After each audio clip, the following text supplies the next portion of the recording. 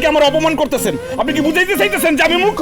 হ্যাঁ, আপনার শর্তটা বলুন। প্রেম ভালোবাসা কিছু হয়েছে, আদান প্রদান হয়েছে। যত সব আম্মা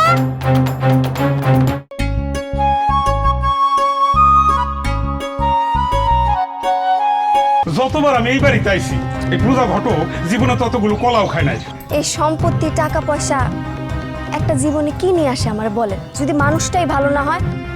তোমার নাম কি মা?